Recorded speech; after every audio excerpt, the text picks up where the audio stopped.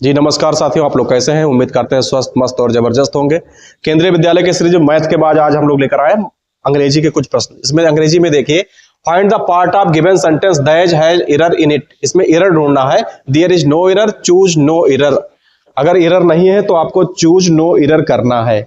Choose no error करना है मतलब चौथा ऑप्शन आपको चुनना पड़ेगा। ये नो एरर वाला, और नो एरर के सामने 4 लिखा है। अगर कोई गलती नहीं तो 4 को चुनेंगे, अगर गलती है तो फिर हम देखेंगे उसी को।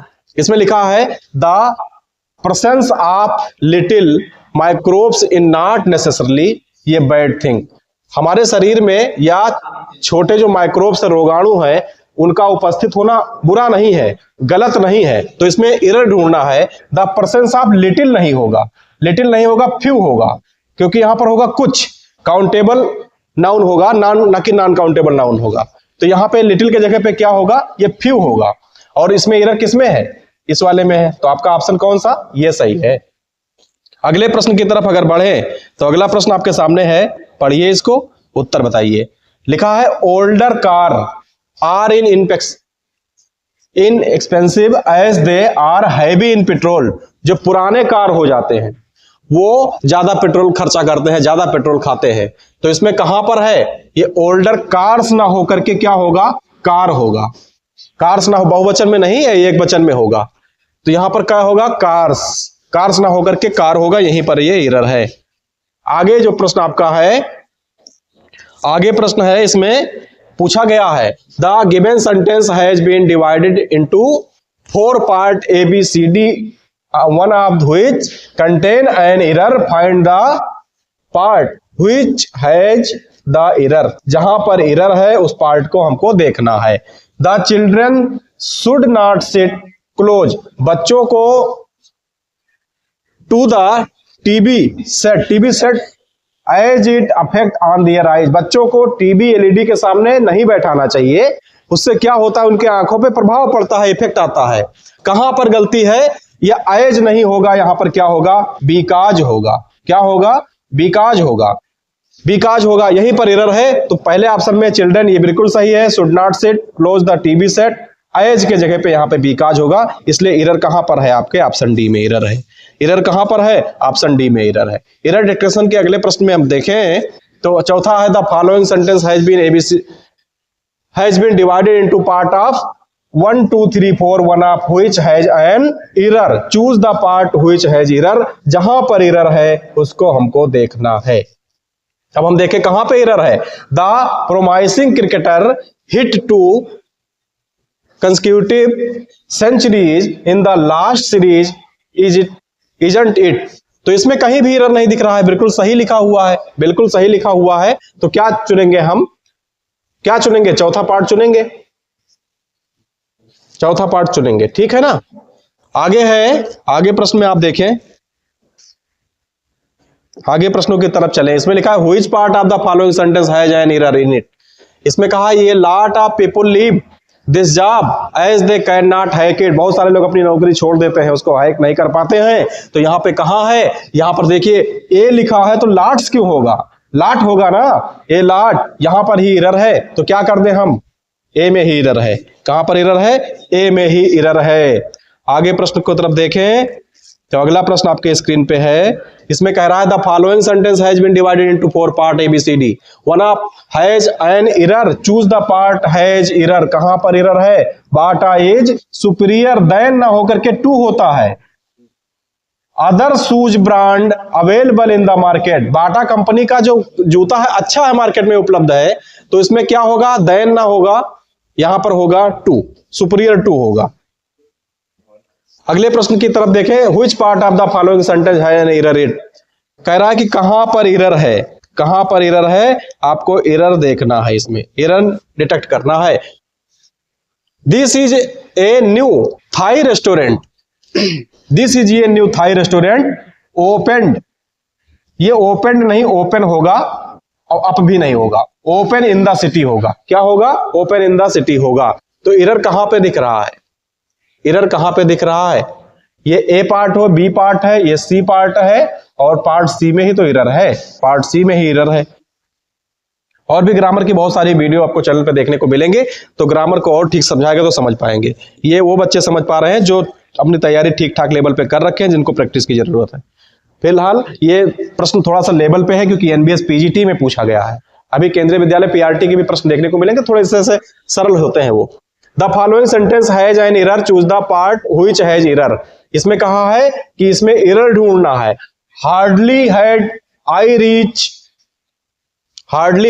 Reach the crowded platform, then the guard waved his flag। मैं जैसे ही प्लेटफार्म पे पहुंचता हूं, भीड़ भरी प्लेटफार्म पे पहुंचता हूं, then ना होकर के when होगा। क्या होगा? when। जैसे ही मैं पहुंचता हूं क्या होता है? गार्ड झंडी दे देता है। तो यहां पे क्या then लिखा है, तो then तो नहीं होगा, यहां पर होगा when। आगे प्रश्न आपका इसी क्रम में है, आपका है अगला। कह रहा है कि find the part of given sentence that has an error in the there is no error, choose no error. Sleep is indispensable for the maintaining immunology function which is a key to prevent and recover from infectious disease। जो सोना है, जिसको नींद है, वो हमारे लिए क्या होता है? मेंटेनिंग इम्यूनोलॉजी, हमारी इम्यूनिटी को मजबूत करता है, उसके फंक्शन को सही करता है। एंड रिकवर फ्रॉम इन्फेक्टियस, और हमें छोटे छोटे इन्फेक्शन वाले बीमारियों से बचाता है। तो इसमें कहीं भी एरर नहीं दिखने को मिलता है, इसलिए ऑप्शन ए कौन सा सही है? डी ऑप्शन सही है। डी ट्रिपल एसबी पीआरटी में 2022 में प्रश्न पूछे गए। अगला प्रश्न इसी क्रम में आपके है, आपके स्क्रीन पे है। कह रहा है कि find the part of given sentence that has an error in it. If there is no error, choose no error. Every boy and girl, क्या कह रहा है? Every boy and girl be are ready to take part in the dance competition. हर एक बच्ची तैयार है dance में हिस्सा लेने के लिए। तो इसमें क्या होता है? जब कभी एवरी या ईच का प्रयोग कर दिया जाए, एवरी या ईच का प्रयोग जब हो जाता है, तो वहां पर बियर ना होकर के किसका प्रयोग हो जाता है? वहां पर वाज का प्रयोग होता है। किसका प्रयोग होता है? वाज का प्रयोग होता है। इसलिए ऑप्शन 2 में एरर है। ऑप्शन 2 में क्या है? एरर है। ऑप्शन 2 में आपके एरर बिल्कुल सही है, कोई दिक्कत की बात नहीं है। अगला प्रश्न आपके स्क्रीन पे, प्रश्न को पढ़िए। डी ट्रिपल एसबी पीआरटी में पूछा गया, बहुत ही इंपॉर्टेंट प्रश्न आपके सामने है।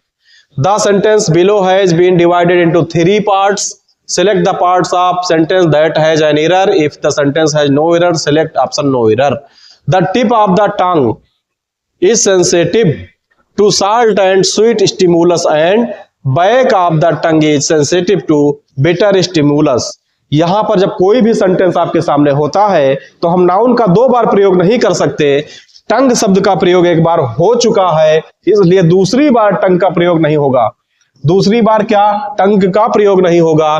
तो जहां पर ऑप्शन में to salt and sweet stimulus and back है, बिल्कुल सही लिखा हुआ है। Of the tongue is sensitive to bitter stimulus, the tip of the tongue is sensitive, no error. बताइए क्या सही है? हमको यहीं पर दिख रहा है ऑफ द टंग, ये 2 बार प्रयोग नहीं हो सकता है, इसलिए आपका ऑप्शन कौन सा सही है? ऑप्शन आपका बा एकदम सही है। अगले प्रश्न की तरफ बढ़े तो अगला प्रश्न आपके स्क्रीन पे है। The sentence below has been divided into 3 parts. Select the part of sentence that has an error. If the sentence has no error, select the option no error. The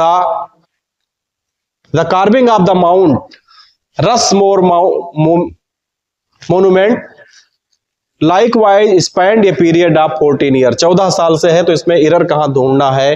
the mount नहीं होगा। ये जब indefinite का प्रयोग होता है तब हम दा लगाते हैं, इसलिए द माउंट का प्रयोग नहीं होगा यहां पे।